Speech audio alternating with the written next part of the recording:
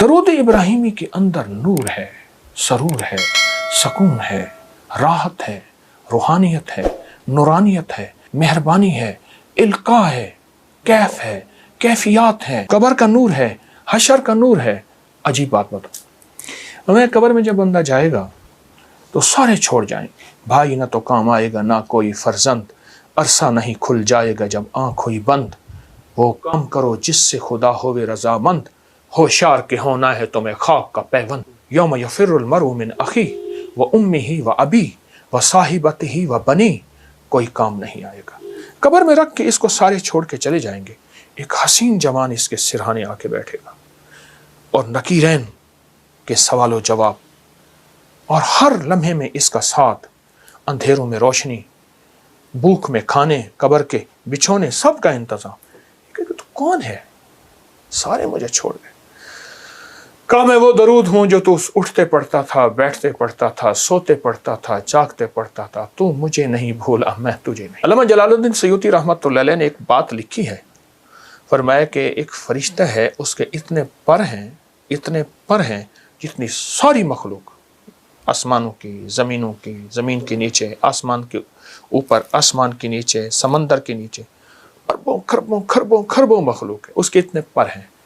جب فرمایا بندہ درود پڑھتا ہے تو درود جب ختم کرتا ہے تو وہ ایک نور کا سمندر ہے جو اتنا بڑا ہے کہ دنیا کے سارے سمندر قطرہ اللہ کے علم میں ہے، اس سمندر میں ڈبکی لگاتا ہے۔ جب باہر نکلتا ہے تو پروں کو جھاڑتا ہے، ہر پر سے قطرے گرتے ہیں، ہر قطرے سے فرشتہ بنتا ہے، اور ہر فرشتہ قیامت تک اس کی طرف سے درود پڑھتا رہے گا۔ یہ میرے کملی والے کے احسانات ہیں۔ اس لیے میرے شیخ فرماتے تھے درود پاک پڑھتے ہوئے میرے آقا کے احسانات کا استحضار ہو کے خیال، اماں کا احسان، باپ کا، معاشرے کا، محسن کا، لیکن جو کملی والے کا احسان ہے وہ کسی کا نہیں ہے۔ احسانات کا تصور کر کے درود کی ایک تسبیح پڑھیں، اس کی طاقت اور ہے۔ انسان نا اگر اپنے دل کو روشن کرنا چاہتا ہے، دل کو زندہ کرنا چاہتا ہے، دل کی دنیا آباد کرنا چاہتا ہے، دل کو دنیا شاد کرنا چاہتا ہے، صبح شام ایک تسبیح وقت نکال لے درود پاک کے لیے، ضروری وقت نکال لے،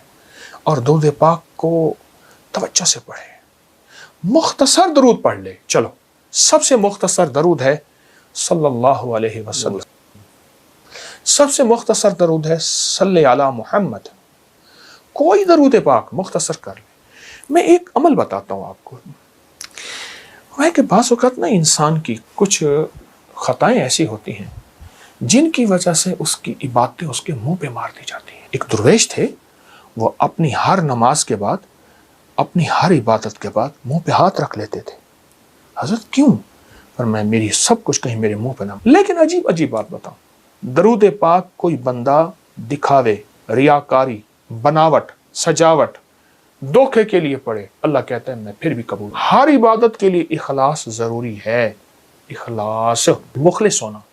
درود واحد ہے، اگر کوئی دکھاوے کے لیے پڑھے، جبکہ مومن دکھاوے کے لیے پڑھ ہی نہیں سکتا، مومن تو اللہ کی رضا کے لیے پڑھتا ہے، فرمایا درود پھر بھی قبول ہے۔ اور یہ جو نماز کی اتحیات میں نا، یہ جو اللہ نے درود رکھا ہے نا، ساری عبادات کے بعد اتحیات ہے، لیکن اتحیات سے پہلے آپ یہ دیکھیں، آپ ذرا غور کیجئے گا، اتحیات للہ والصلوات والطیبات، بس یہاں تک رک جائیں۔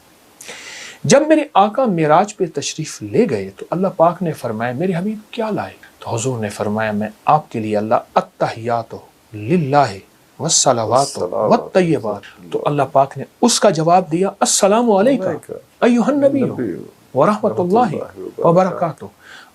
اگلا بھی عجیب سوال جواب دیا، اللہ پاک نے عجیب عطا فرمائی، کیا؟ قیامت تک کے لیے آپ جیسے مجھ جیسے ضعیفوں اور کمزوروں کے لیے بھی اللہ نے ایک عطا کر دی، السلام علینا وعلی عباد اللہ الصالحین۔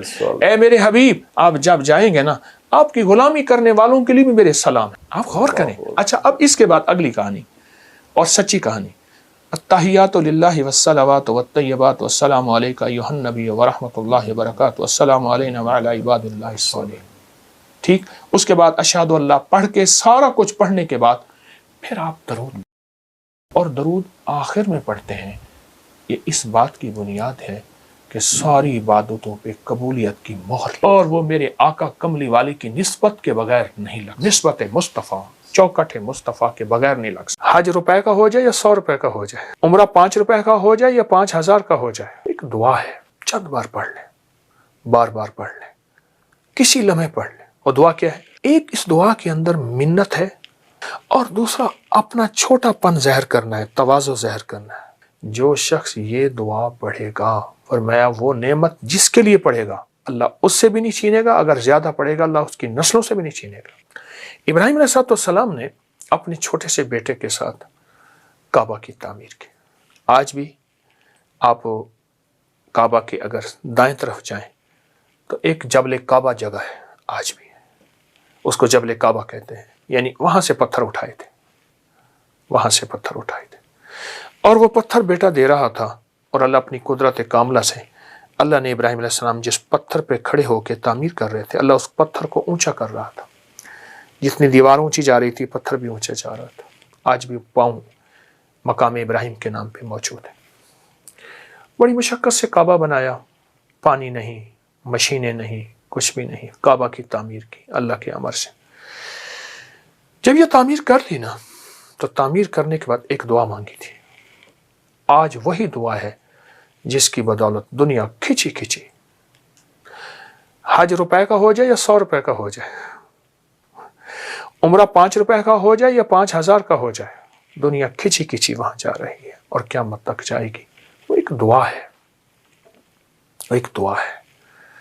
روزے کے ساتھ اس دعا کو اپنی زندگی کا ساتھی بنائیں، چند بار پڑھ لیں، بار بار پڑھ لیں، کسی لمحے پڑھ لیں، کسی وقت پڑھ لیں اس دعا کو۔ اور دعا کیا ہے؟ ربنا تقبل منا انک انت السمیع العلیم، یہ دعا ہے، ربنا تقبل منا انک انت السمیع۔ اس دعا میں دو چیزیں ہیں، میں جو تفسیر کی رو سے یہ بات روایت سے اور اس کی احتیاط سے بتا رہا ہوں۔ ایک اس دعا کے اندر منت ہے،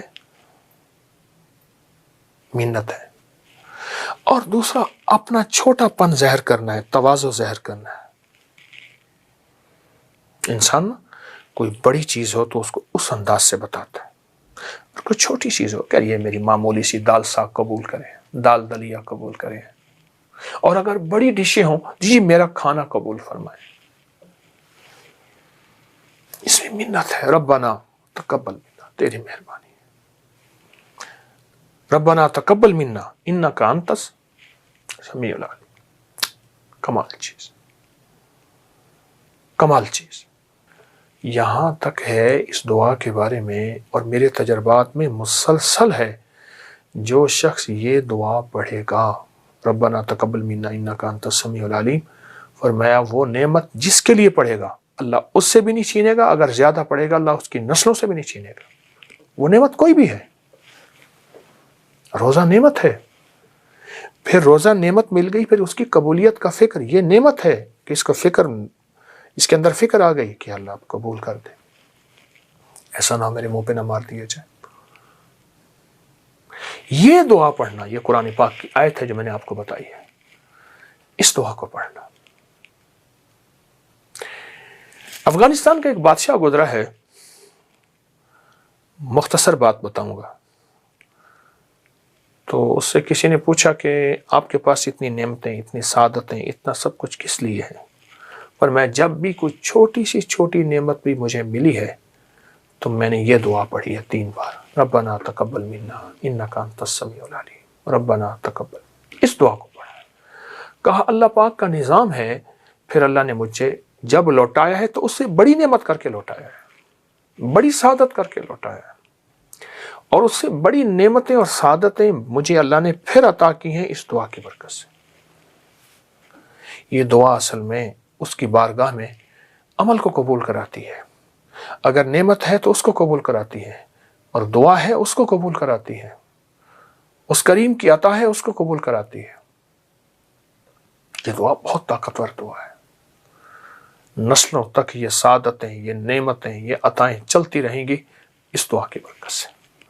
تو اس لیے قبولیت کا فکر بہت ضروری ہے، اور اس قبولیت کے لیے یہ دعا وہ ہے جو اللہ کی بارگاہ میں قبول ہو چکی ہے، بس ہم نے اپنے لیے پڑھنی ہے، اور انشاءاللہ اللہ ہماری یہ عبادت بھی، ہماری یہ سعادت بھی قبول کرے گا۔